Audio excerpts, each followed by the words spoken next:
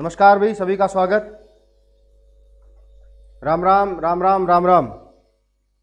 नमस्कार, आप सभी का स्वागत है।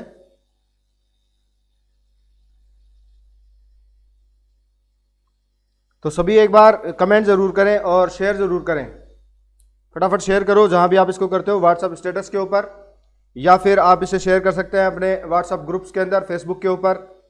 पवन कुमार गुड इवनिंग, नमस्कार। कमलेश सैनी नवलगढ़, नमस्कार, स्वागत है। ठीक है, तो बेटा शुरू करते हैं, समय को नहीं बिताते हुए। आज की कक्षा का पहला सवाल लेते हैं। राम राम सूरज, नमस्कार। कमलेश सैनी नमस्कार, गुड इवनिंग। तो बेटा अपना टॉपिक जो है वो चल रहा था कौन सा, जलवायु। तो पिछली कक्षा के अंदर आपने जलवायु के टॉपिक को लेकर 10 सवाल अपन ने सीखे थे और काफी जलवायु की जो विशेषताएं थी वो भी मैंने आपको सिखाई। आज अपना जलवायु की सेकंड जो प्रश्नोत्तरी है इस पर अपन लोग बात करने जा रहे हैं और देखते हैं कितने सवाल आज आपके सही होते हैं इसके अंदर। देखें, पहला सवाल आप लोगों के सामने आ चुका है कि किस माह में मकर रेखा पर, कौन सी रेखा पर, मकर रेखा पर तापमान की अधिकता होती है। तापमान की क्या पूछ रहा है आपसे, अधिकता, और कौन से महीने के अंदर। तो महीने ऑप्शन आपके हैं, एक तो जून, एक अप्रैल, एक जुलाई और एक दिसंबर। फॉर एग्जाम्पल ये अपनी पृथ्वी है, ठीक है, और ये आपकी भूमध्य रेखा है। यहां पर भूमध्य रेखा होती है, आप सब जानते हैं, 0 डिग्री अक्षांश हम इसको बोलते हैं। ठीक है, इस भूमध्य रेखा से जब अपन ऊपर आते हैं तो ये जो रेखा है वो कर्क, और कर्क रेखा कितने डिग्री होती है, 23.5 डिग्री नॉर्थ, 23.5 डिग्री उत्तरी अक्षांश के ऊपर। ठीक है, और इस भूमध्य रेखा के नीचे आते हैं तो एक रेखा आपको मिलती है जिसको कहते हैं मकर रेखा, और मकर रेखा जो है इसे हम कहते हैं 23.5 डिग्री साउथ, 23.5 डिग्री दक्षिणी अक्षांश। सवाल जो है वो आपसे पूछा गया है किसको लेकर, मकर रेखा को लेकर, कि मकर रेखा पर तापमान सबसे ज्यादा कौन से महीने में होगा। और सबसे पहले आंसर दिया है सूरज, बता रहे हैं डी। जाट सुभाष सामोता बता रहे हैं ए, महेश साई ए बता रहे हैं, पवन कुमार ए बता रहे हैं, सूरज डी बता रहे हैं, राजस्थान स्टूडेंट्स ए, कमलेश मीणा ए बता रहे हैं। ठीक है, कोई बात नहीं, लेकिन अभी तक आपका जो सवाल, एक बार और दिमाग लगा लो, आपके पास 10 सेकंड का समय और है। अभी 10 सेकंड के अंदर आप सोच सकते हैं सवाल का सही answer. Banaji Rajputana good evening, नमस्कार, स्वागत है आपका। शेयर जरूर करो यार, जिसने अभी तक वीडियो को शेयर नहीं किया है ना वो इसको शेयर जरूर करे भाई, फटाफट करें। जहां पर भी आप इसको शेयर कर सकते हैं वहां पर इसको शेयर जरूर करें। टेलीग्राम, व्हाट्सएप, जो भी आपके ग्रुप हैं वहां इसको शेयर जरूर करें, फटाफट करें। एक 10 सेकंड का समय आपको दिया है, उसमें और आप सोच लो इस सवाल के बारे में, आराम से सोच विचार करो, फिर आंसर दिया करो बेटा। जल्दबाजी करते हो तब आपका आंसर हमेशा गलत होता है, तो जल्दबाजी बिल्कुल नहीं करनी है। आराम से सोचो, समझो सवाल क्या पूछ रहा है आपसे, उसके बाद उसका आंसर दें। तो बताएं क्या होगा इस सवाल का आंसर। बी, कुछ विद्यार्थी आंसर बदल रहे हैं, कुछ ए बता रहा है, कुछ बी बता रहे हैं। सी भी काफी विद्यार्थियों ने आंसर दिया 21 जून को कर्क रेखा पर। ठीक है, चलो कोई बात नहीं। अब मेरी एक बात सुनो आप, बहुत सरल बात है, बहुत ही इजी वे में बात समझना। आपका 21 मार्च, एक तो 21 मार्च और एक 23 सितंबर, 23 सितंबर को सूर्य जो है वो कौन सी रेखा पर होता है, भूमध्य रेखा पर। तो बताओ, जब सूर्य भूमध्य रेखा पर होगा तो तापमान सबसे ज्यादा कौन सी रेखा पर होगा, भूमध्य रेखा के ऊपर। कौन से महीनों में, एक तो सितंबर के महीने में और एक मार्च के महीने में। तो अगर आपसे कोई सवाल पूछे कि भाई भूमध्य रेखा के ऊपर, क्योंकि ये जो रेखा इसका नाम क्या है, भूमध्य रेखा है ना, 0 डिग्री अक्षांश, भूमध्य रेखा पर तापमान की सबसे अधिकता कौन से महीने मिलेगी। तो जब सूर्य भूमध्य रेखा पर आएगा तभी तो तापमान यहाँ सबसे ज्यादा मिलेगा। तो सूर्य कौन से महीने में आ रहा है, एक तो मार्च के महीने में और एक सितंबर के महीने में। तो भूमध्य रेखा पर दोनों महीने सबसे ज्यादा गर्म होंगे। ठीक है, और अगर मैं बात करूं कर्क रेखा की, तो कर्क रेखा पर सूर्य होता है 21 जून को। कितनी तारीख को होगा, 21 जून को जो है वो आपका सूर्य जो है वो कर्क रेखा पर होता है, सन। तो जो कर्क रेखा है उत्तरी गोलार्ध में आ रहा है, उत्तरी गोलार्ध के अंदर कर्क रेखा है, 21 जून को सूर्य यहां सीधा चमकता है। तो इस कर्क रेखा पर सबसे ज्यादा जो गर्म महीना है वो कौन सा हो जाएगा, जून। ठीक है, क्योंकि 21 जून को सूर्य कर्क रेखा पर होता है। और ऐसे ही बात है मकर रेखा की, तो 22 दिसंबर, कितने दिसंबर, 22 दिसंबर को सूर्य जो है बेटा वो कौन सी रेखा पर होता है? मकर रेखा पर होता है, सन। ठीक है, तो जब सूर्य मकर रेखा पर होगा तभी तो मकर रेखा पर तापमान अधिकतम होगा। तो आपसे सवाल क्या पूछ रहा है कि किस माह में मकर रेखा के ऊपर तापमान जो है वो अधिकतम होगा या उसकी अधिकता होगी? तो बताओ इनमें से जो महीना आपका कौन सा निकल कर आएगा सामने? दिसंबर। बात समझ आई मेरी आराम से? 22 दिसंबर। ठीक है, मुकेश गुज्जर, अंजू कुमारी अभी भी ये बता रही हैं, जार सुभाष सामोता दिसंबर, बहुत बढ़िया।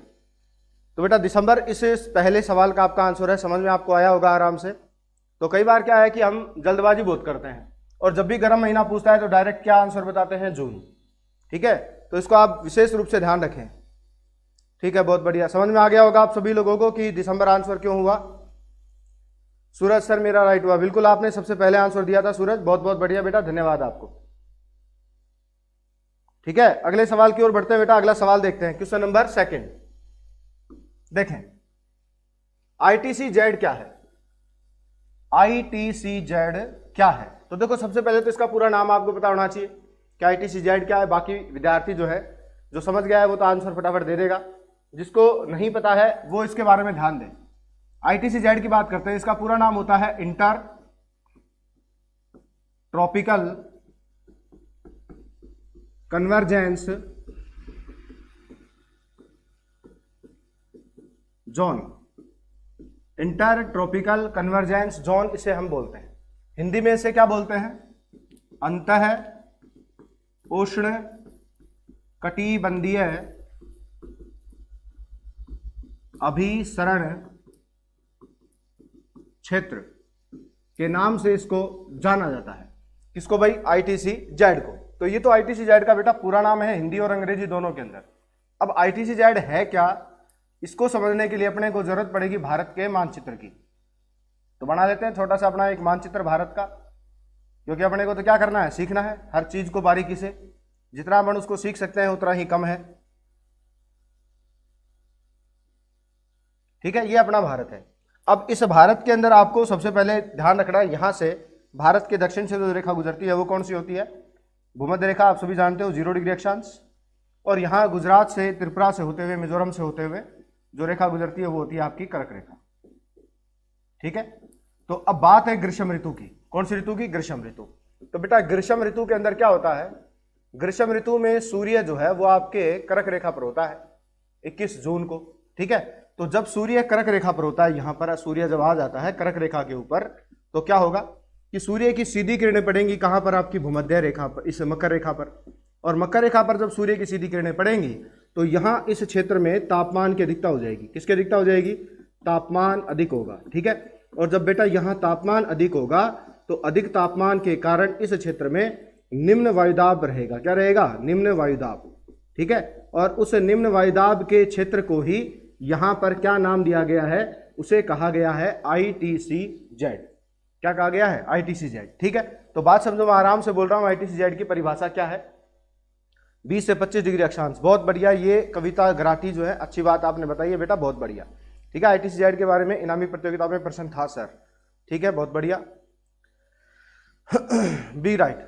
ठीक है, ये क्या है? निम्न वायुदाब का क्षेत्र। बहुत बढ़िया, बहुत बढ़िया। तो काफी विद्यार्थियों ने आंसर भी दिया है, धन्यवाद आप सभी को जिसने आंसर दिया है। तो ITC-Z के बारे में और थोड़ी सी विस्तार से आपको बता देते हैं। ग्रीष्म ऋतु के दौरान मध्य भारत में यानी कर्क रेखा के क्षेत्र में 20 से 25 डिग्री अक्षांशों के मध्य तापमान की अधिकता होने के कारण एक निम्न वायुदाब के क्षेत्र का निर्माण होता है और इस निम्न वायुदाब के क्षेत्र को ITC-Z के नाम से जाना जाता है। ठीक है, ये ITC-Z की डेफिनेशन है, परिभाषा है।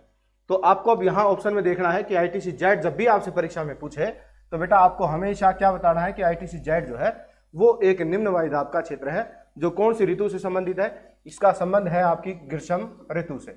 ग्रीष्म ऋतु के दौरान तापमान की अधिकता के कारण निम्न वायुदाब का क्षेत्र बनता है, उसी को ITC-Z कहा जाता है।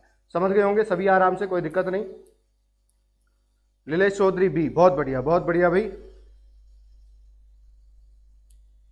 पवने समुद्र से स्थल की ओर चलती हैं, बहुत बढ़िया सूरज, बहुत बढ़िया भाई, शानदार। ठीक है बेटा, अगले सवाल की ओर बढ़ते हैं, देखते हैं अपना अगला सवाल। तो ये आराम से आप लोगों को समझ में आया होगा। देखो आगे क्या होता है, इसी ITC-Z को लेकर एक सवाल पूछता है क्या कि जो हिंद महासागर है भारत के दक्षिण में, कौन सा महासागर आप जानते हो? हिंद महासागर है। उस हिंद महासागर की जो हाई प्रेशर यानी उच्च वायुदाब की पवनें होती हैं, उनको भारत की ओर आकर्षित करने का जो काम है वो भी बेटा कौन करता है? ITCZ करता है। ठीक है, तो इसका एक सवाल और भी परीक्षा में पूछा जाता है कि भारत में दक्षिणी पश्चिमी मानसूनी पवनें जो होती हैं या हिंद महासागरीय उच्च वायुदाब की पवनें जो होती हैं, उनको भारत की ओर कौन आकर्षित करता है? तो बेटा उसको कौन आकर्षित करता है? यही निम्न वायुदाब का क्षेत्र है, ITCZ। ठीक है, राहुल राजपूत, हेलो सर, नमस्कार भाई राहुल, स्वागत है आपका। ठीक है बेटा, तो अगले सवाल की ओर बढ़ते हैं। देखें अगला सवाल, नॉर्वेस्टर पवनें, कौन सी पवनें हैं? नॉर्वेस्टर पवनें कहां पर प्रवाहित होती हैं? देखो ये तो आपको सारे जो क्षेत्र हैं वो भारत के दिए गए हैं। एक विश्व की अगर अपन बात करें, विश्व, तो विश्व में देश है न्यूजीलैंड। कौन सा देश है? न्यूजीलैंड। इस न्यूजीलैंड में चलने वाली जो गर्म हवाएं हैं, न्यूजीलैंड की गर्म शुष्क हवा, गर्म शुष्क हवा को भी बेटा क्या कहते हैं? आपके नॉर्वेस्टर के नाम से जाना जाता है। तो ये बात आप जरूर ध्यान में रखें। और अब मैं बात कर रहा हूं भारत के लिए। सुमन जाट, हेलो सर, नमस्कार भाई, स्वागत है आपका भी। काड़ू, हेलो सर, स्वागत है काड़ू आपका भी हमारी इस ज्ञान की पाठशाला में। राहुल राजपूत, हेलो भाई, नमस्कार। गुड्डू शर्मा डी, नितेश डी, दीपिका सोनी नॉर्थ ईस्ट, कमलेश डी, लीलेश चौधरी डी, प्रियंका बुडानिया डी बता रही हैं, बबीता डी बता रही हैं, सूरज डी बता रहे हैं, कविता गराठी डी बता रही हैं। ठीक है, बढ़ते बेटा, देखो अगले सवाल की बात करते हैं। छोटा नागपुर पठार, लगभग विद्यार्थियों ने यहाँ बिल्कुल सही आंसर दिया है, जिनने भी दिया है न्यूजीलैंड, बहुत बढ़िया। धर्मराज बता रहे सर न्यूजीलैंड में भी चलती है, बिल्कुल। तो अपने बेटा इसका नाम देखो जिक्र यहाँ पे किया है कि विश्व के अंदर जो आपकी जो नॉर्वेस्टर पवनें हैं वो कहाँ पर चलती है? न्यूजीलैंड के अंदर चलती है। और अगर अपन भारत की बात करें तो नॉर्वेस्टर के समान जो पवनें हैं भारत के अंदर वो कहाँ चलती हैं? छोटा नागपुर के पठार पर चलती हैं। ठीक है, एक सवाल आप लोगों से है, बता सको तो बताओ, छोटा नागपुर पठार जो है इसका सबसे ऊंचा पर्वत कौन सा है? छोटा नागपुर पठार का सबसे ऊंचा पर्वत कौन सा है? देखिए कि कौन कौन बता सकता है? कालू डी बता रहे हैं, ठीक है, बहुत बढ़िया। दीपिका सोनी डी, ठीक है बेटा, बहुत बढ़िया। सवाल आपसे पूछा है छोटा नागपुर जो पठार है ना, इसका सर्वोच्च शिखर बताओ क्या है? छोटा नागपुर पठार का सर्वोच्च शिखर, कमेंट्स करके फटाफट बताओ, समय अपने पास कम है, सवाल अपने ज्यादा है। छोटा नागपुर पठार का सर्वोच्च शिखर बताना है आपको, कौन सा है? छोटा नागपुर पठार का सर्वोच्च शिखर, जल्दी बताएं क्योंकि समय कम है। राजेंद्र कुमार, गुड इवनिंग, नमस्कार भाई, स्वागत है आपका भी राजेंद्र। सुमन जाट बता रही हैं डी।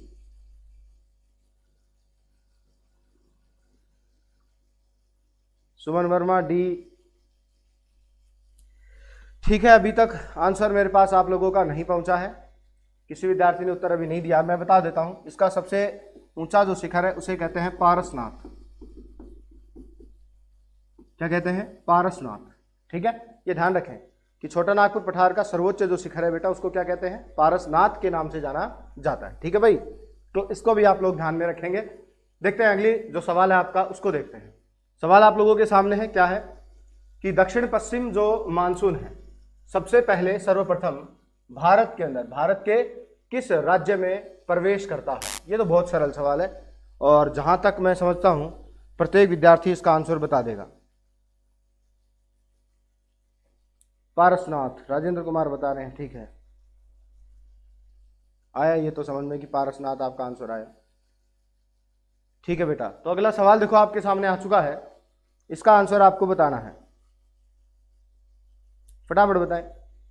दक्षिण पश्चिम मानसून सर्वप्रथम भारत के किस राज्य में प्रवेश करता है?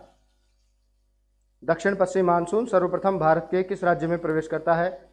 तो काफी विद्यार्थी ने आंसर देने शुरू किए हैं।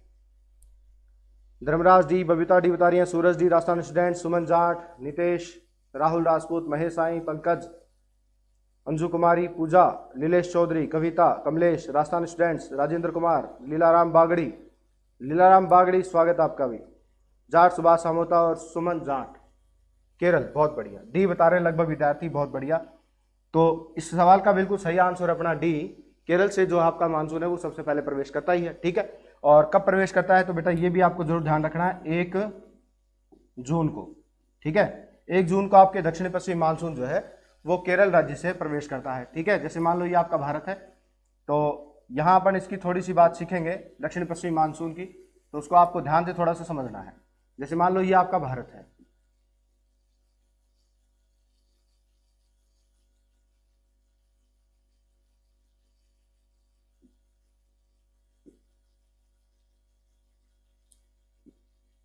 और यहां से भूमध्य रेखा गुजरती है। कौन सी रेखा है? भूमध्य रेखा, यहां से गुजरेगी। और फिर हम इससे आगे बढ़ेंगे तो अगली जो अपन बात करेंगे इसको लेकर, इस भूमध्य रेखा से ऊपर आएंगे आप, तो यहाँ से आपकी कौन सी रेखा गुजरेगी? कर्क रेखा। तो उसको तो थोड़ा सा छोड़ो एक बार और अगली बात करते हैं। यहाँ समझो, भूमध्य रेखा के दक्षिण से यानी हिंद महासागर से उच्च वायुदाब की पवनें मेडागास्कर द्वीप के पास से, कौन सा द्वीप है? मेडागास्कर। उस मेडागास्कर द्वीप के पास से दक्षिणी पश्चिमी मानसून की जो पवनें हैं या हिंद महासागरीय उच्च वायुदाब की जो पवनें हैं बेटा वो चलकर आती हैं। ठीक है, तो ये पवनें जब भूमध्य रेखा को पार करेंगी यहाँ पर, तो भूमध्य रेखा को पार करते समय कोरियोलिस या विक्षेप बल के कारण ये पवनें अपनी दिशा के दाईं ओर मुड़ती हैं और मुड़कर भारत के अंदर दक्षिण पश्चिम दिशा से आती हैं, इस प्रकार से। ठीक है, दक्षिण पश्चिम दिशा से प्रवेश करेंगी। फिर यहाँ पर आपका एक राज्य है केरल, और इस केरल में यहाँ पर एक तट होता है, उस तट को भी कई बार परीक्षा में पूछता है। ठीक है, तट का नाम पूछता है, तो बेटा इस तट का नाम जो है वो होता है, आपको याद रखना है, मालाबार। क्या नाम है? मालाबार तट। ठीक है, तो केरल में है आपका ये मालाबार तट। इस मालाबार तट केरल से टकराकर ये मानसूनी पवनें 2 शाखाओं में बढ़ जाती हैं। एक शाखा बंगाल की खाड़ी में चली जाती है और दूसरी शाखा आपकी अरब सागर से आगे बढ़ती है। तो दक्षिणी पश्चिमी मानसून की 2 शाखाएं होती हैं, एक अरब सागरीय और एक हो गई आपकी बंगाल खाड़ी की मानसूनी शाखा। तो इधर से ये अरब सागरीय मानसूनी शाखा चलती है और बंगाल की खाड़ी से जो आपके मानसूनी शाखा चलकर आएगी वो होगी आपकी कौन सी भाई? बंगाल खाड़ी की मानसूनी शाखा। इधर से ये बंगाल खाड़ी की मानसूनी शाखा चलकर आती है आपके भारत के अंदर। ठीक है, तो ये बंगाल खाड़ी की मानसूनी शाखा है और दूसरी रेड कलर वाली आपकी अरब सागरीय मानसूनी शाखा। ये दोनों मानसूनी शाखाएं, यहाँ एक स्थान होता है भारत के अंदर और बेटा उस स्थान का नाम है धर्मशाला। क्या नाम है? धर्मशाला। और बेटा धर्मशाला स्थित है कहाँ पर? हिमाचल प्रदेश के अंदर। ठीक है, ध्यान समझो कि एक बात, धर्मशाला हिमाचल प्रदेश के अंदर आपकी दक्षिणी पश्चिमी मानसून की दोनों शाखाएं, एक अरब सागरीय मानसूनी शाखा, दूसरी बंगाल खाड़ी की मानसूनी शाखा, दोनों कहाँ मिलती हैं? तो धर्मशाला हिमाचल प्रदेश के अंदर मिलती हैं। अलग कहाँ से होती है? तो उस तट का जो नाम है वो क्या है? मालाबार तट, केरल के अंदर है। कब प्रवेश करता है? 1 जून को। ठीक है, तो इतनी बात सारी आपको यहाँ पर ध्यान में रखनी है। ये दोनों मानसूनी शाखाएं आपकी अरब जो दक्षिणी पश्चिमी मानसून है उसकी हैं। दक्षिणी पश्चिमी मानसून की उत्पत्ति जो है वो कहाँ से होती है? तो मेडागास्कर द्वीप से। ये दक्षिणी पश्चिमी मानसूनी पवनें भारत में क्यों आ रही हैं? क्योंकि भारत के अंदर एक निम्न वायुदाब का क्षेत्र जो है वो बनता है। अभी मैंने पिछले सवाल के अंदर आपको बताया था, उसका नाम होता है ITCZ। ठीक है, इसी ITCZ क्षेत्र का निर्माण होने के कारण भारत के अंदर ये दक्षिणी पश्चिमी मानसूनी पवनें जो है वो आकर्षित होती हैं या भारत की ओर चलकर आती हैं। ठीक है, तो इतनी बात आपको इस सवाल के साथ यहाँ पर याद रखनी है। तो बेटा अब बढ़ते हैं अपन अगले सवाल की ओर। धर्मशाला हिमाचल प्रदेश, सूरज ने लिखा भी है, बहुत बढ़िया भैया। ठीक है बेटा, आगे बढ़ते हैं। देखो अगला सवाल सवाल देखें कि भारत के किस राज्य में मानसून सबसे अंत में आता है? भारत का कौन सा राज्य है जहां पर मानसून सबसे अंत में आता है? सबसे अंत में मानसून कौन से राज्य में आता है? भारत के किस राज्य में मानसून सबसे अंत में आता है? फटाफट बताइए। जैसे भारत मानसून सबसे अंत में कौन से राज्य में आ रहा है उसकी बात सीख रहे हैं।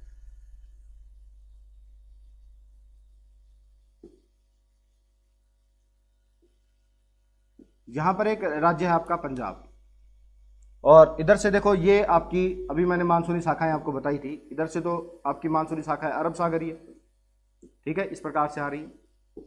और इधर से जो मानसूनी शाखा है वो है आपकी बंगाल खाड़ी की मानसूनी शाखा, इस प्रकार से आ रही है। यूं इधर भी जाएगी, इस तरफ भी आएगी। यहाँ पर जो धर्मशाला हिमाचल प्रदेश वहाँ आकर खत्म हो जाएंगी दोनों। अभी पिछले सवाल में अपन ने बात की थी, ठीक है। तो यहाँ देखो जो आंसर अपने को मिलेगा वो कौन से राज्य को लेकर? पंजाब। क्योंकि इधर से अगर अरब सागरीय मानसूनी पवन की बात करें तो वो भी सबसे अंत में पंजाब में जा रही है, और इधर से अगर अपन आए तो भी सबसे अंत में जो राज्य है वो कौन सा मिल रहा है? पंजाब। तो इस सवाल का जो आंसर है वो आपका क्या मिलेगा आपको, पंजाब। कि भारत के कौन से राज्य में मानसून शाखाएं जो हैं वो सबसे अंत में आती हैं, तो पंजाब में आती हैं। नितेश ए, लीलाराम बागड़ी ए बता रहे हैं, लीलेश चौधरी पंजाब, राजस्थान स्टूडेंट्स ए 15 जुलाई, 15 फरवरी 15 जुलाई, ठीक है। बनाजी राजपुताना पंजाब, धर्मराज ए बता रहे हैं, ठीक है, बहुत बढ़िया। तो लगभग प्रियंका बुडानिया, लगभग विद्यार्थियों ने, अंजू कुमारी, पवन कुमार, लगभग विद्यार्थियों ने यहाँ आंसर दिया है क्या भाई, पंजाब। तो बिल्कुल सही बता रहे हैं, धन्यवाद भाई सभी का। तो बिल्कुल आपके इस सवाल का जो आंसर है वो क्या होगा बेटा, पंजाब होगा, ठीक है। अगला सवाल देखो। हाँ, ये आप सभी को पता ही है कि अपने जो इनामी प्रतियोगिता है वो प्रतिदिन शाम को होती है 8:15 बजे। तो इसका लिंक जो है आपको इसी वीडियो के अंदर जो डिस्क्रिप्शन है वहाँ पर भी आपको मिल जाएगा, और बाकी मैं शेयर करता हूँ हर ग्रुप के अंदर, व्हाट्सएप के ऊपर भी, टेलीग्राम के ऊपर भी। तो जो भी विद्यार्थी वहाँ जुड़ा हुआ है इस प्रतियोगिता को जरूर देखें। अच्छे सवाल यहाँ आपके लिए रखे जाते हैं बेटा। सबसे बड़ी बात यह है कि जो कठिन सवाल हैं, क्योंकि प्रतियोगिता में हमेशा सवाल कैसे आते हैं, कठिन आते हैं, तो उन कठिन सवालों से भी हमारा सामना होता है और हम कुछ अच्छी चीज़ें सीख पाते हैं, ठीक है। तो तैयार है ना, 8:15 बजे प्रतिदिन मैं और लोकेश सर आपके लिए एक लाइव क्विज लेकर आते हैं, और आज उस लाइव क्विज के अंदर आप विद्यार्थियों के लिए जो है विशेष रूप से सवाल रखे गए हैं, ज़्यादातर ऑडियंस के लिए ही रखे गए हैं। तो उनको आप जरूर आंसर उनका बताएं और इनामी जो राशि है उसको प्राप्त करें। देखिए अगला जो सवाल है आपका, विश्व में सर्वाधिक वर्षा वाला स्थान बताना है कि विश्व में सबसे ज्यादा वर्षा कहाँ होती है, कौन सा स्थान है। सर कल की इनामी राशि नहीं मिली अभी तक, बिल्कुल बना जी आपको मिल जाएगी बेटा, बिल्कुल आपको घबराने की आवश्यकता नहीं है। 8:15 बजे आने से पहले हम आपके सामने उसको रखेंगे कि किन किन विद्यार्थियों ने लिस्ट पूरी तैयार कर ली गई है, और ये बताया जाएगा कि ये विद्यार्थी हैं जिन्होंने कल की प्रतियोगिता के अंदर पैसे जो हैं वो जीते थे और अब उनको हम भेज रहे हैं, ठीक है। तो इस सवाल का आंसर जो है वो आपको बताना है। विश्व में सर्वाधिक क्या पूछ रहा है आपसे, वर्षा वाला स्थान बताना है कि विश्व में सबसे ज्यादा वर्षा वाला स्थान कौन सा है। तो बहुत सरल सवाल आप बता भी देंगे। और कौन सा स्थान है, मासिन राम। कहाँ है मासिन राम, तो बेटा मासिन राम आपको मिलता है कहाँ पर, कौन से राज्य के अंदर, मेघालय में। मासिन राम मेघालय की जो औसत वार्षिक वर्षा है वो है 1141 सेंटीमीटर वार्षिक, 1141 सेंटीमीटर औसत वार्षिक वर्षा है आपके कहाँ की, मासिन राम मेघालय की, ठीक है। बहुत बढ़िया। तो लगभग विद्यार्थी जो है उन्होंने इसमें सही आंसर दिया है बी, ठीक है, बहुत बढ़िया बी। 1141 सेंटीमीटर क्या है, यहाँ की औसत वार्षिक वर्षा है, ठीक है। मासिन राम मेघालय में क्यों विश्व की सर्वाधिक वर्षा होती है, बेटा बात को समझना। मासिन राम मेघालय के अंदर 3 और पहाड़ियां हैं, ऐसे आयताकार आकृति है आपके किसकी, मेघालय की। मासिन राम मेघालय की अगर अपन स्थिति को देखें, देखो यहाँ पर उसके अंदर पहाड़ियां हैं, यहाँ पहाड़ियां हैं, और इधर भी उसके क्या हैं, पहाड़ियां हैं। तो 3 और मेघालय जो है आपका उत्तर में, पूर्व में, पश्चिम की ओर पहाड़ियों से घिरा हुआ है। दक्षिण दिशा से केवल मानसूनी पवनें प्रवेश कर पाती हैं। तो यहाँ दक्षिण दिशा से मानसूनी पवनें आती हैं, लेकिन ये मानसूनी पवनें बाहर नहीं निकल पाती। इन पहाड़ियों के द्वारा अवरोध का काम किया जाता है। पहाड़ियों का नाम है गारो, खासी, जयंतिया। गारो, खासी, जयंतिया पहाड़ियां हैं आपके मेघालय के अंदर। और कैसी आकृति में है, कई बार इनकी आकृति पूछ ली जाती है। तो बेटा इनकी जो आकृति है वो कीपाकार है, कीपाकार आकृति में, ठीक है। ये बात भी आपको जरूर ध्यान में रखनी है। कीपाकार आकृति में आपके मेघालय के अंदर पहाड़ियां हैं, गारो, खासी, जयंतिया। और इन पहाड़ियों की स्थिति होने के कारण जो दक्षिण दिशा से मानसूनी पवनें आती हैं वो बाहर नहीं निकल पाती। पहाड़ियों के कारण अवरोध उत्पन्न किया जाता है। इस कारण यहाँ मेघालय के अंदर ये पवनें फंस जाती हैं, रुक जाती हैं और अत्यधिक वर्षा करती हैं। इसी कारण आपके इस मेघालय राज्य में विश्व में सबसे ज्यादा वर्षा वाला एक स्थान बन जाता है, और उस स्थान का नाम हो जाता है क्या भाई, मासिन राम मेघालय। तो इस सवाल का उत्तर तो लगभग सभी विद्यार्थियों ने दिया है। कीपाकार भी बता रहे हैं, बहुत बढ़िया। इंडियन एवरेज रेन 118 सेंटीमीटर, ये भी बहुत बढ़िया बात है। और वैसे आप इसको याद रखो, एवरेज जो भारत की वर्षा है वो 112 से 120 सेंटीमीटर के बीच में होती है। भारत की औसत वार्षिक वर्षा कितनी है, 112 से 120 सेंटीमीटर, जहाँ सुभाष सामोता। इसे भी बेटा आपको ध्यान में रखना। गारो, खासी, जयंतिया सुमन वर्मा ने बताई, बहुत बढ़िया भाई बेटा, ठीक है। आगे बढ़ते हैं भाई। सूरज, गारो, खासी, जयंतिया, ठीक है, आपने भी इसके बारे में बताया, बहुत बढ़िया, ठीक है। देखो अगला सवाल देखते हैं। तो इसमें एक बात और भी है, लेह लद्दाख। जैसे भारत के अंदर सबसे ज्यादा वर्षा वाला स्थान तो आपका मासिन राम मेघालय बन ही जाएगा, ठीक है ना। सबसे कम वर्षा कहाँ होती है भारत के अंदर, या न्यूनतम वर्षा, न्यूनतम वर्षा वाला स्थान।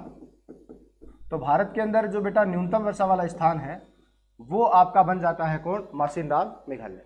तो ये बात भी आपको ध्यान में रखनी है, ठीक है। तो इन बातों को जरूर ध्यान में रखेंगे। बढ़ते हैं अगले सवाल की ओर। देखिए अगला जो आपका सवाल है उस पर बढ़ रहे हैं, ठीक है। हाँ, कीपाकार दीपिका सोनी, बहुत बढ़िया बेटा। तो देखो अगला सवाल आप लोगों के सामने आ चुका है। विश्व या फिर भारत में किस प्रकार की वर्षा सर्वाधिक होती है? ऑप्शन आपका संवहनीय, पर्वतीय, चक्रवातीय या फिर इनमें से कोई नहीं। तो फटाफट बताएं।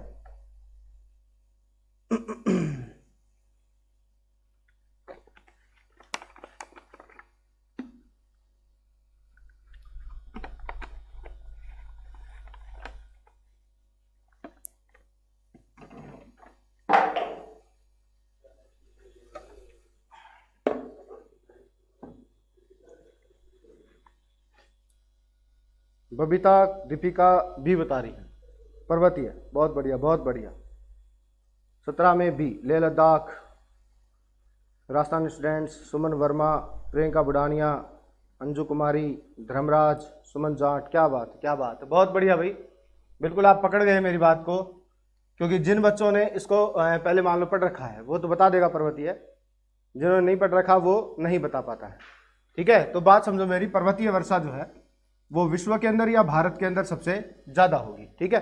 क्यों होगी ज्यादा? जैसे मान लो अभी मैंने आपको मेघालय राज्य का ही एग्जाम्पल दिया था, ठीक है। उसके अंदर अपने 3 और पहाड़ियां भी बताई थी, गारो, खासी, जयंतिया। तो ये आपकी 3 पहाड़ियां हो गई, गारो, खासी, जयंतिया। एक बात बताओ, अगर दक्षिण दिशा से आपके मानसून आ रहा है, यहां पर आ रहा है मानसून दक्षिण दिशा से, ठीक है, लेकिन अगर बताओ ये पहाड़ियां यहां पर नहीं होती, गारो, खासी, जयंतिया जो पहाड़ियां हैं अगर वो नहीं होती, तो आपके मेघालय के अंदर मानसून रुकता क्या? नहीं रुकता ना। और रुकता नहीं तो बताओ यहां वर्षा होती क्या? तो फिर यहां वर्षा भी नहीं होती, क्योंकि अगर ये पहाड़ियां हैं तभी तो मानसून रुक रहा है और तभी क्या हो रही है? वर्षा हो रही है। तो सर्वाधिक जो वर्षा है विश्व या भारत के अंदर कहीं पर भी, वो कौन सी वर्षा के रूप में होती है बेटा? वो होती है किस वर्षा के रूप में? पर्वतीय वर्षा के रूप में। तो इसको आपको ध्यान में रखना बढ़िया तरीके से, अच्छे से। जैसे आपको अगर मैं राजस्थान का एग्जाम्पल दूं, तो अपन राजस्थान की जब बात करते हैं तो जैसे मान लो कि ये आपका राजस्थान है, फॉर एग्जाम्पल ये आपका राजस्थान है। राजस्थान के अंदर यहां से आपके अरावली पर्वतीय प्रदेश जो है उसका विस्तार है ऐसे। तो राजस्थान में 2 मानसूनी शाखाएं आती हैं, आप सब लोग जानते ही हैं। एक तो आपकी बंगाल खाड़ी की मानसूनी शाखा और दूसरी अरब सागरीय मानसूनी शाखा। बंगाल जो अरब सागरीय मानसूनी शाखा है उसकी दिशा ये होती है, बांसवाड़ा से वो राजस्थान के अंदर प्रवेश करती है और अरावली के समानांतर राजस्थान से बाहर निकल जाती है, इस प्रकार से चलती है, ठीक है। ये आपकी कौन सी मानसूनी शाखा है राजस्थान में? अरब सागरीय। एक बात बताओ कि अगर ये आपकी जो मानसूनी शाखा है अरब सागरीय, अगर ये अरावली के सम्मुख या विपरीत होती तो राजस्थान में रुकती, रुक नहीं रही है तभी तो इससे वर्षा कम हो रही है। मानसून तो राजस्थान में आ ही रहा है, लेकिन अरावली की स्थिति ऐसी नहीं है कि उन पवनों को रोक सके, इसीलिए तो इस अरब सागरीय मानसूनी शाखा से राजस्थान में वर्षा कम होती है। दूसरी जो मानसूनी शाखा आपके राजस्थान में आ रही है बंगाल खाड़ी, इधर से आती है, झालावाड़ से राजस्थान के अंदर प्रवेश करेगी इस प्रकार से। तो इन मानसूनी पवनों को आपकी अरावली जो है वो पूर्वी राजस्थान के अंदर रोकती है तभी तो पूर्वी राजस्थान में ज्यादा वर्षा होती है पश्चिमी राजस्थान की तुलना में। समझ आ रही मेरी बात आराम से? तो इसको ऐसे ध्यान में रखना है। तो विश्व में सबसे ज्यादा जो वर्षा होती है वो कौन सी वर्षा के रूप में होती है? पर्वतीय वर्षा के रूप में। नेक्स्ट सवाल देखो, भारत में किस स्थान पर दक्षिण पश्चिम मानसून के दोनों शाखाएं मिलकर अत्यधिक वर्षा करती हैं? ये आपको मैं पढ़ा चुका हूं और देखते हैं कितने विद्यार्थी सही आंसर बता देते हैं।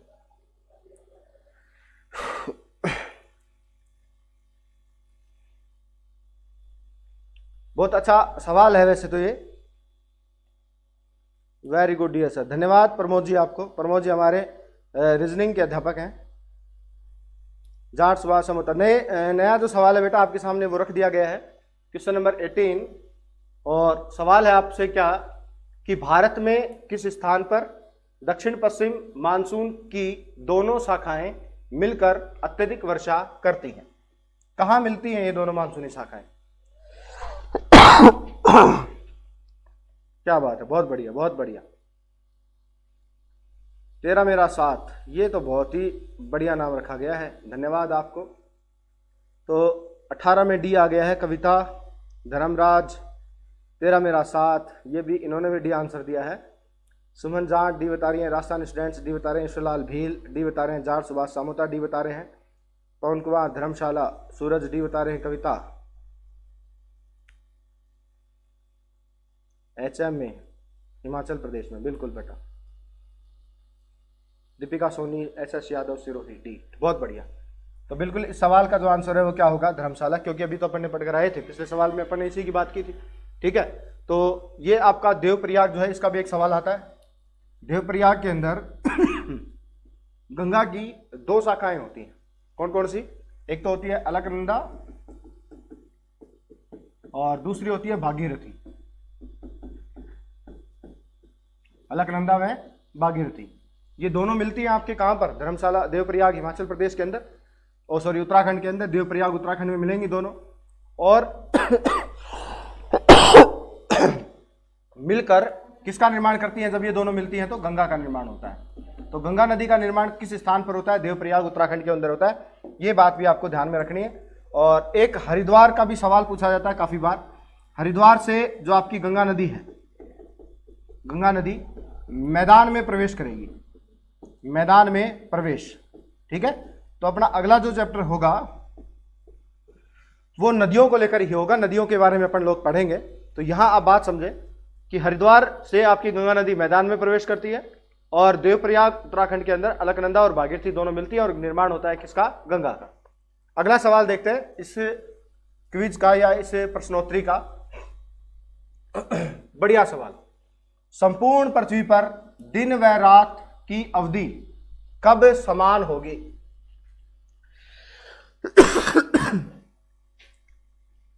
सवाल आपसे पूछा गया है कि संपूर्ण पृथ्वी पर दिन रात की अवधि बराबर कब होती है?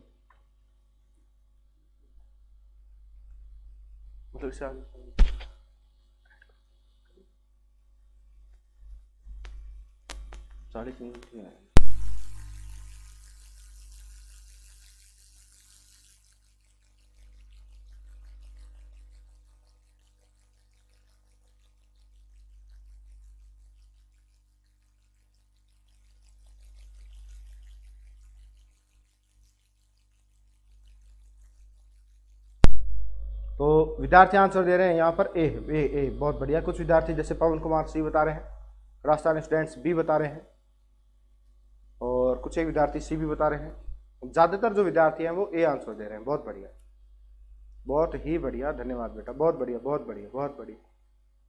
बिल्कुल बिल्कुल समझ गया मैं, आप सभी ने सही आंसर दे रहे हैं। 23 सितंबर, बिल्कुल सही, बिल्कुल सही उत्तर आप लोगों ने बताया। 23 सितंबर को संपूर्ण पृथ्वी के ऊपर दिन व रात दोनों की स्थिति क्या होती है? बराबर होती है। ठीक है, देखो यहाँ बहुत सी चीजें हैं, उनके बारे में आपको सीखना है। 23 सितंबर के अलावा अगर आपको एक तारीख और मिल जाती 21 मार्च, तो 21 मार्च को भी संपूर्ण पृथ्वी पर दिन व रात बराबर होते हैं। क्यों? क्योंकि सूर्य जो है वो कहां पर होता है? भूमध्य रेखा पर होता है। ठीक है, 23 सितंबर और 21 मार्च को सूर्य भूमध्य रेखा पर होता है। इसलिए देखो मैं बोलूंगा ही, लिखने का काम कम रहेगा, तो आप लोग सुनते जाना आराम से, है ना। 23 सितंबर और 21 मार्च को सूर्य जो है वो भूमध्य रेखा पर होता है। पहली बात, इस दिन संपूर्ण पृथ्वी पर दिन व रात की अवधि बराबर होती है, क्योंकि सूर्य पृथ्वी के बीच में होता है भूमध्य रेखा पर, इसलिए संपूर्ण पृथ्वी पर दिन रात बराबर होते हैं। इसके अलावा इस दिन यानी 21 मार्च और 23 सितंबर को आपके ध्रुवों पर भी, कहां पर? ध्रुवों पर भी 12 घंटे का दिन और 12 घंटे की रात होती है।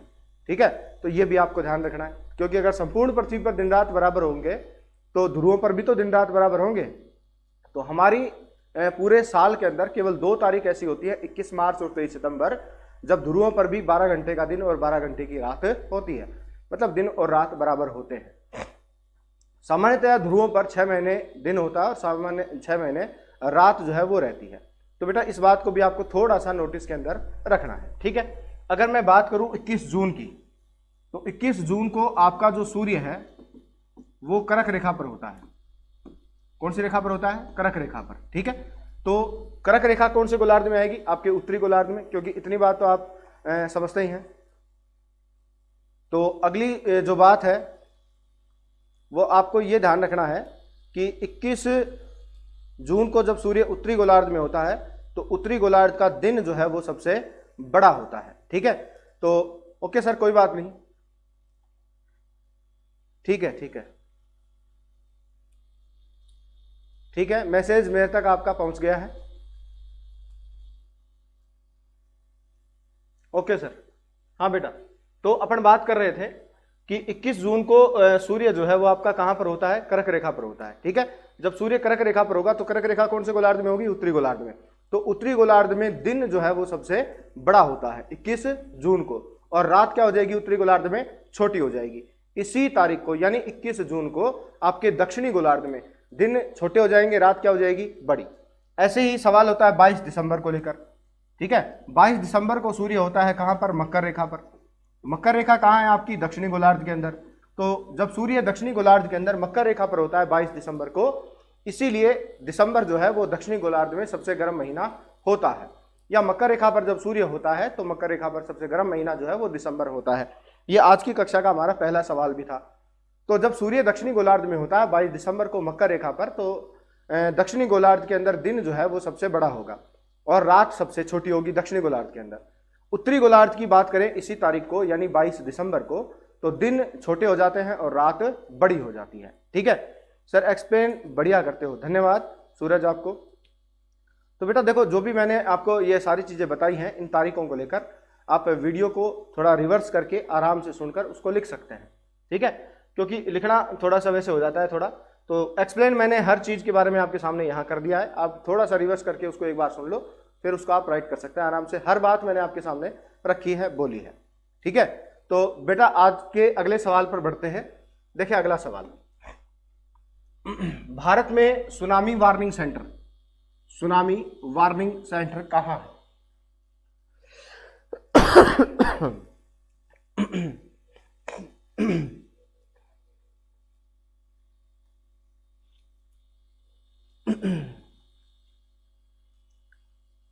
बताएं, भारत में सुनामी वार्निंग सेंटर कहां है? ऑप्शन आपके पास हैदराबाद, मुंबई, कोलकाता या फिर चेन्नई। कहां है?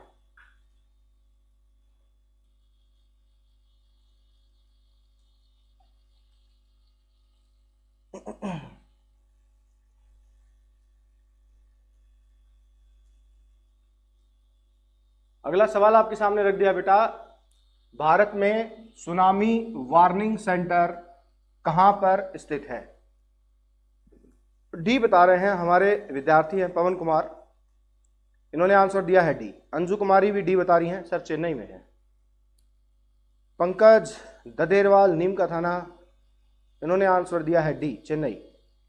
दूसरा दिन, सेकंड डे, 15 दिन में 15 इनामी प्रतियोगिताओं के माध्यम से आप अपने ज्ञान वृद्धि के साथ साथ घर बैठे हजारों रुपए जीत सकते हैं। तो ये संभव क्लासेज की एक बड़ी मुहिम है विद्यार्थियों के लिए कि वो अपने ज्ञान के बल पर इनामी राशि को प्राप्त कर सकते हैं। तो कविता जाट सुभाष सामोता ए बता रहे हैं, कविता डी बता रही हैं, साइलेंट मोहन जुड़े हैं हमारे साथ, ये डी बता रहे हैं, प्रियंका बुडानिया डी बता रही हैं, राहुल राजपूत ए बता रहे हैं, लीलाराम बागड़ी डी बता रहे हैं, जाट सुभाष सामोता ए बता रहे हैं, दीपिका सोनी चेन्नई बता रही हैं, कालू डी बता रहे हैं। कालू नाम बड़ा धांसू होता है ना, कालू दौड़ू है, बड़े धांसू नाम है। जाट सुभाष सामोता ए, बबीता सी बता रही हैं, सुमन वर्मा ए बता रही हैं, जाट सुभाष सामोता ए बता रहे हैं, धर्मराज ए और जाट सुभाष सामोता ए। ठीक है, तो काफी विद्यार्थियों ने मिक्स से आपके बेटा यहाँ इस सवाल के जवाब थे। तो फाइनल आंसर हम पहुंचते हैं कहां पर, हैदराबाद। ठीक है, तो सुनामी वार्निंग सेंटर जो है आपका वो कहां पर है, हैदराबाद में है। सुनामी आप सब लोग जानते होंगे कि समुद्रों के अंदर जब कभी भूकंप या ज्वालामुखी की उत्पत्ति होती है तो जल राशि जो है वो तीव्र वेग से स्थल यानी तट की ओर बढ़ती है, उसी को अपन क्या बोलते हैं, सुनामी के नाम से जानते हैं। तो ये आप जरूर ध्यान रखेंगे। ठीक है, और सुनामी की जो वार्निंग अपने को मिलती है, पहले से उसकी सूचना मिलती है, उसका एक सेंटर भारत ने स्थापित किया है, कहां पर, हैदराबाद के अंदर। तो ये कब से संचालित है? अगर ये सवाल मेरे को कोई बता दे कि भारत का सुनामी वार्निंग सेंटर हैदराबाद कब से संचालित है, अगर ये सवाल कोई बता दे तो मैं उसका बहुत बड़ा एहसान मानूंगा और ये मानूंगा कि वास्तव में वह विद्यार्थी एक अच्छी तैयारी कर रहा है। बाकी जो और सवाल है यहाँ पर, मुंबई और कोलकाता सूती वस्त्र के लिए इनका एक सवाल पूछा जाता है परीक्षा में काफ़ी बार, तो उसकी भी बात मैं आपके सामने रखूंगा। विद्यार्थी काफ़ी बार इन दोनों के अंदर परेशानी में रहता है। प्रियंका बुढ़ानिया, सोरी सर जी ए, सुमन जाट, काड़ू, बबीता सर ए, ठीक है, अंतराम गुज्जर ए राइट है, ठीक है। ये तो मैं बता दिया बेटा मैंने आपको। आपसे सवाल जो मैंने पूछा वो ये है कि भारत के अंदर ये जो सुनामी वार्निंग सेंटर है जो आपके हैदराबाद के अंदर है, ये कब से संचालित है? तो राजस्थानी स्टूडेंट्स ने आंसर 2007 दिया है, धर्मराज 2007 बता रहे हैं, सुमन वर्मा 2007 बता रही है, अंतराम गुज्जर 2007 बता रहे हैं, ठीक है। तो कुछ मिस्टेक है, आपने जहां से भी इसको देख कर बता रहे हो, सर्च करके बता रहे होगे, दूसरा तो आपके पास ऑप्शन है नहीं। 2005 से संचालित है। कब से संचालित है? 2005 से, याद रखना, ठीक है। तो निराश होने की बिल्कुल आपको आवश्यकता नहीं है। 2005 से आपका सुनामी वार्निंग सेंटर हैदराबाद जो है बेटा वो क्या है, संचालित है, ठीक है। तो इसको आप ध्यान रखेंगे सभी लोग। और अब आज का ये जो अपना सवाल था वो अंतिम सवाल था। और मुंबई की अगर मैं बात करूं तो मुंबई के अंदर आपका पहला सफल सूती वस्त्र उद्योग लगता है 1854 में। कावस जी एंड डाबर लगाते हैं। और 1818 के अंदर आपके फोर्ट ग्लोस्टर, स्थान का नाम क्या है? फोर्ट ग्लोस्टर, कोलकाता के अंदर पहला सूती वस्त्र उद्योग लगा था, प्रथम। और यहां है प्रथम सफल। देखो ये आपके अंदर काफी बार परेशानी का सवाल बनता है ये, तो इसको थोड़ी सी व्याख्या करने का मैंने प्रयास किया आपके सामने कि भारत के अंदर पहला सूती वस्त्र उद्योग कहां लगाया गया था? Fort Gloster, Kolkata, 1818। और भारत का पहला सफल सूती वस्त्र उद्योग वो लगता है 1851 के अंदर मुंबई। मुंबई को सूती वस्त्रों की राजधानी के नाम से भी जाना जाता है।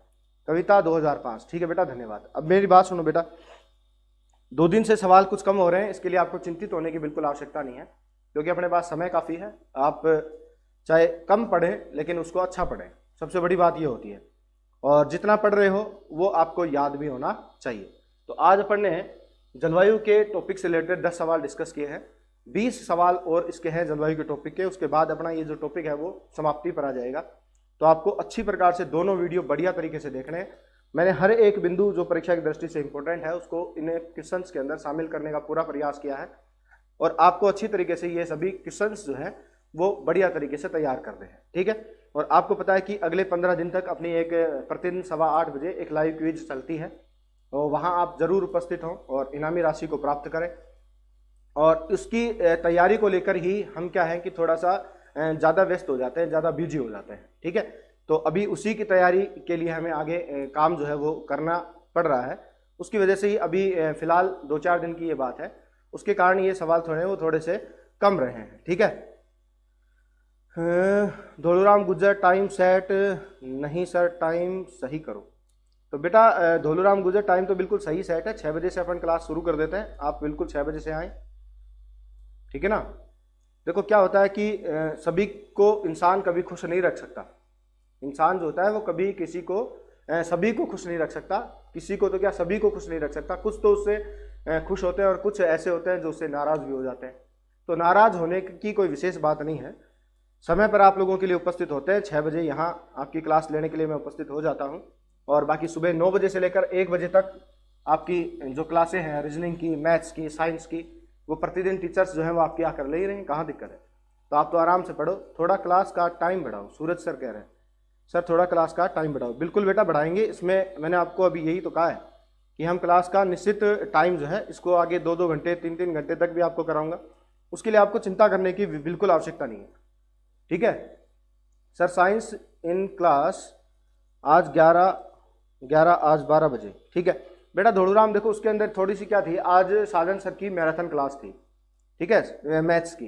तो आपको 2 घंटे मैथ्स पढ़ा दी, उसमें तो कोई दिक्कत तो है नहीं। ऐसा तो नहीं है कि 1 घंटे टीचर नहीं आया हो, टीचर तो आपके पास उपस्थित था, उसने आपको पढ़ाया भी है शानदार, ठीक है। तो उसके लिए आपको ऐसे विवाद खड़े करने की आवश्यकता नहीं है, क्योंकि अध्यापक जो है वो तो आपके पास उपस्थित हो ही रहा है।